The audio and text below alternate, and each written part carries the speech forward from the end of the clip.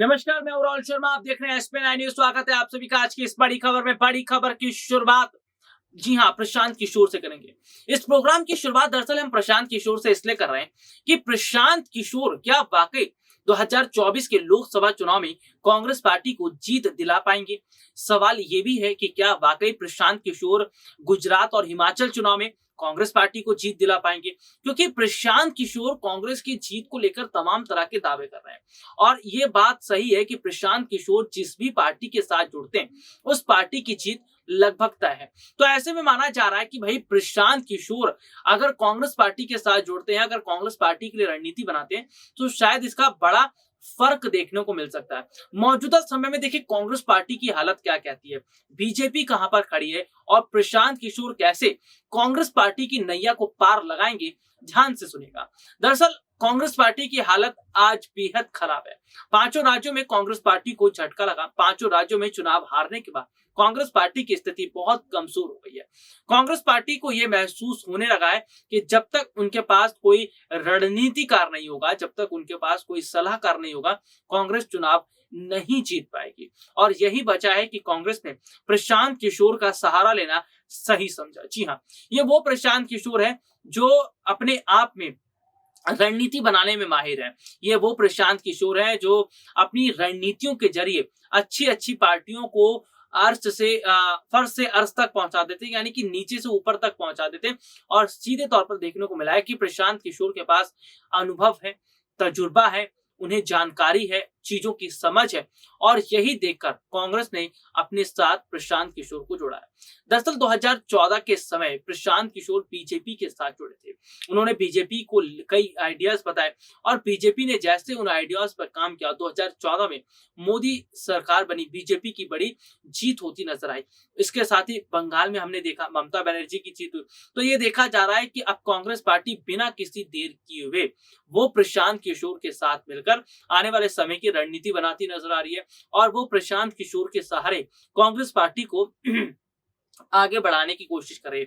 Congress party जिस तरह कमजोर 2014 के बाद से हुई है, उसके बाद से माना जा रहा है कि शायद कांग्रेस पार्टी को अगर आगे नहीं बढ़ाया गया या कांग्रेस पार्टी को बेहतर नहीं किया गया तो नुकसान पार्टी को होता नजर आएगा। दरअसल सीधे तौर पर यह माना जा रहा है कि भाई प्रशांत किशोर का जिस तरह से हम जिक्र कर रहे हैं कि प्रशांत किशोर ने ये बात बताई कि कांग्रेस पार्टी जिन मुद्दों को लेकर उठा रही है या जिन मुद्दों पर काम कर रही है वो मुद्दे बेहतर है, वो मुद्दे ठीक है, लेकिन वो मुद्दे सही और सटीक जगह नहीं बैठ पा रहे, जनता का अटेंशन नहीं मिल रहा।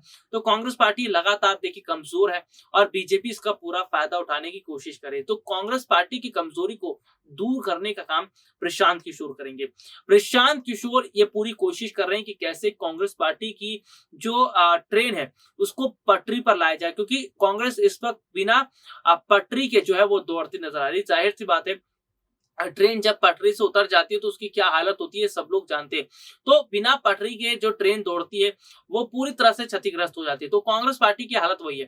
कांग्रेस पार्टी की जो ट्रेन है वो दौड़ तो रही है लेकिन पटरी नहीं मिल पा रही, और अगर पटरी मिली तो रफ्तार पकड़ने से पार्टी को कोई नहीं रोक पाएगा। तो सीधे तौर पर यह देखा जा रहा है कि उसी पटरी को बनाने का काम प्रशांत किशोर कर रहे हैं, यानी कि नए नए आइडियाज दिए जा रहे हैं, नए नए आइडियाज पर काम हो रहा है। और सीधे तौर पर देखा जा रहा है कि जिन नए नए आइडियाज पर कांग्रेस पार्टी काम कर रही है, जिन नए नए आइडियाज को प्रशांत किशोर बता रहे हैं, इन्हीं आइडियाज पर अगर कांग्रेस पार्टी आगे चलती है तो उसका बड़ा फायदा देखने को मिलेगा। दरअसल मौजूदा समय के अंदर यह माना जा रहा है कि कांग्रेस पार्टी में लगातार जिस तरह बड़े स्तर पर बदलाव हो रहे हैं, कांग्रेस पार्टी में लगातार जिस तरह से बड़ी रणनीति बन रही है, इसका मतलब है कि आने वाले समय में बड़ा जो फायदा है वो कांग्रेस पार्टी को जरूर होगा।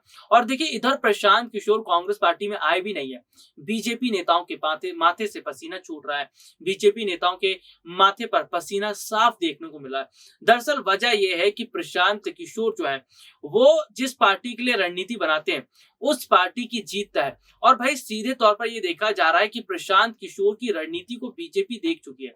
सीधे तौर पर देखा जा रहा है कि प्रशांत किशोर की रणनीति को बीजेपी ने समझा है। तो प्रशांत किशोर की जो रणनीति है उसको बीजेपी बेहतरीन तरीके से जानती है, चीजों को समझती है, और इसीलिए बीजेपी के नेता प्रशांत किशोर से डर रहे हैं।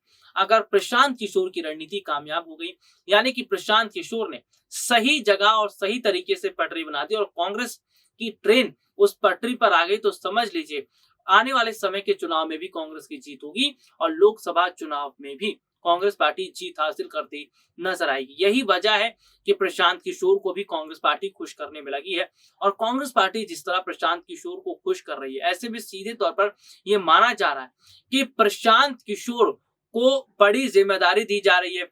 मध्य प्रदेश से उन्हें राज्यसभा के लिए भेजा जा रहा है और प्रशांत किशोर को और कई बड़े सरप्राइज देने की भी बात चल रही है।